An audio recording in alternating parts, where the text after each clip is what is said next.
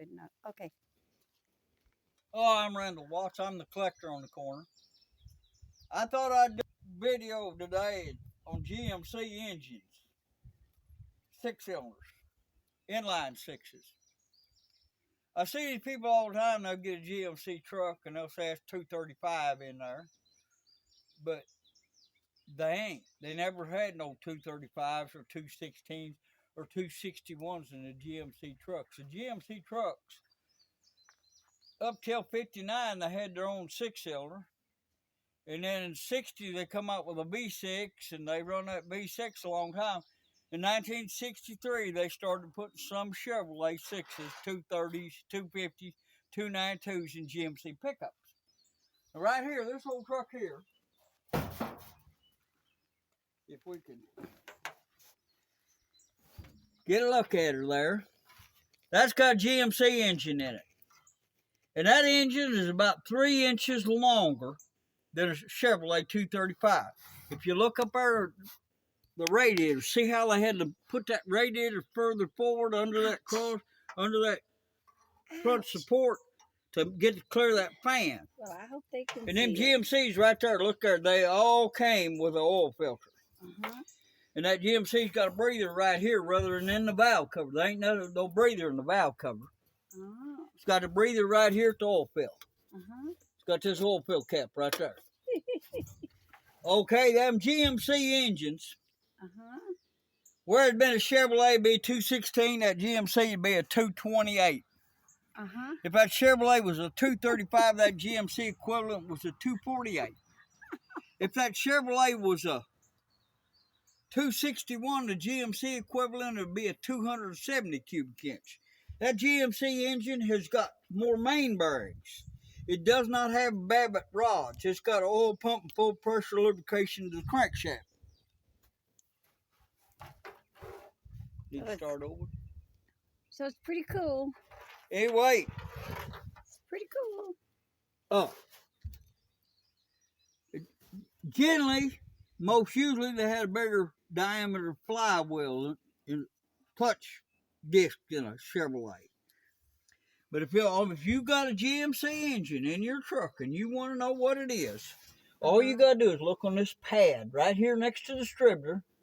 I don't know if you can see that or not, but that says 248 and then the rest of the serial number. That 248, them first 3 numbers, tells you the cubic inch of them trucks. I've had one that had a 270 in it. I had one that had a 228. And some of them had 2 302s in them. I've never owned a 302, but I've heard of them. I don't know if I've ever seen one. And the GMC also had a little apparatus right there on the valve cover that was a breather that let the blowback gases go back into the top of the air cleaner. It was a pre-heat, kind of like a PCB, but precessor to. Okay, an old guy I know. Was it you? No, he's quite a bit older than me, maybe old enough to be my daddy. He told me in 1955, he drove a truck, pulling a car hauler, hauled 4 cars, vacuum brake trailer, from St. Louis, Missouri to Oakland, California. And he said they had 2 first series trucks. One was a GMC, a snub nose, kind of cab over trucks. Had 2 of them. One was a GMC, and the other one was a Chevrolet. And he said the Chevrolet had a 261 and a 4-speed with a 2-speed rear end. And he said the GMC had a 270 and a 5-speed with a 2-speed rear end. And he said he was hauling brand new 55 Chevrolet cars. And he said as hard as he could drive in that Chevrolet, it took him 10 days running old Route 66. To get where he's going? Yep. Running Route 66 to Oakland, California. He said that GMC would do it in 8.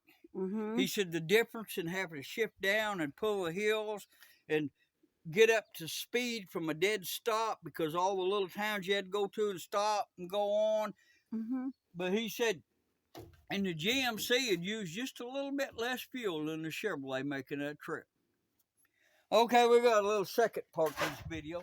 Ain't got nothing to do with cars or trucks. Uh-oh.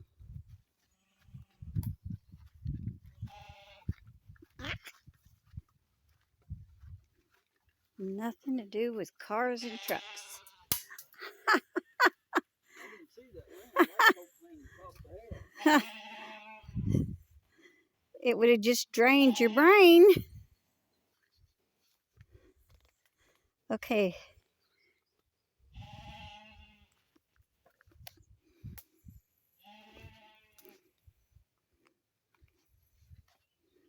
I see you're trying to... you're trying to get me out in the woods. Aha.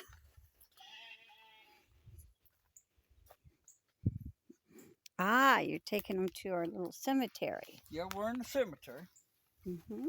If you look right here on this gravestone, Mm-hmm. that's the oldest marked gravestone in this cemetery. And Mm-hmm. it's a Marvin Wyatt. He was born in 1870 in September, and he died in January of 1898. Uh-huh. I researched him on the internet, and all I could find on him was that he died at Burdell, Arkansas. And Burdell's downriver about 6 or 7 miles, down Mm-hmm. the 11 point. Mm-hmm. Okay, right here.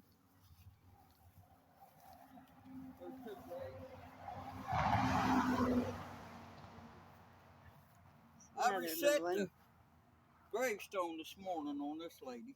Oh, it fell over again. And this was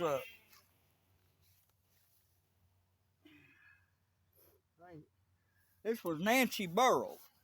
She was a Burrow, and she married a fellow named Daniel David D. Wyatt, who came from Tennessee, and he was a justice of the peace and elected to political office and all that. Some of them are just rocks. They had a daughter what married to David McElroy, and all them people that come in this country, the reason they came here is because after Louisiana Purchase, the president gave them a land grant.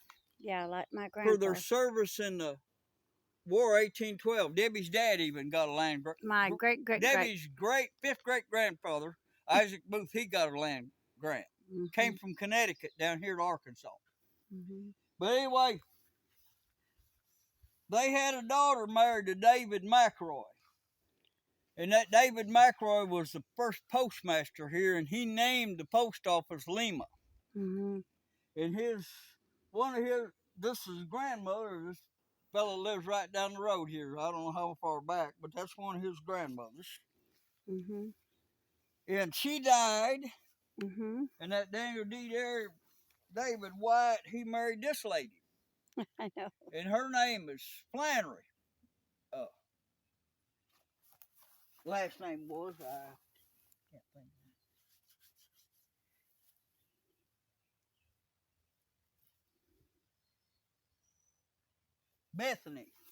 Bethany Flannery was her name. Mm-hmm. And she had a daughter that married a fellow named Redding Vandegrift that came from Round Rock, Texas. Anyway, so there's Vandegrift lives around here too. So that's where their family came from. And this guy, his third wife, and him both died on the same day in 1925 and are buried in the Masonic Cemetery at Pocahontas. Mm-hmm. Well, there's all kinds of rocks here. Yeah, lots of rocks. Right, yeah, gravestone rocks. Yep, gravestone rocks everywhere. There's one right here.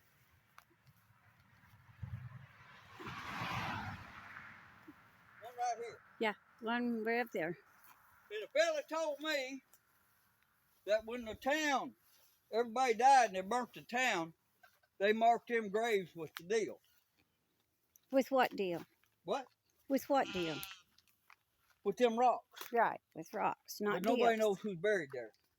Right. So that's it for the Lima Cemetery. Yep. But there was more cemetery out there. They The highway department come through the middle of the cemetery and built a new road. Yeah, I know. I don't understand it, but they did. Highways can Yeah. do that. I wasn't Hi, around. there's Got nothing to do with Crystal. me.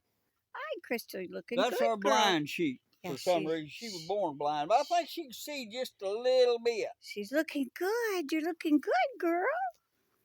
She ain't gonna let you pet her. No, Not unless you give her some grain. So I'll be off for now, but if you've got a GMC truck, all you got to do is clean that little pad off right next to the distributor. It'll tell you how many cubic inches that engine is. In just my opinion, them GMCs is better engines than Chevrolet. They even got forged Zollinger pistons in them instead of a cast iron piston. It's aluminum forging.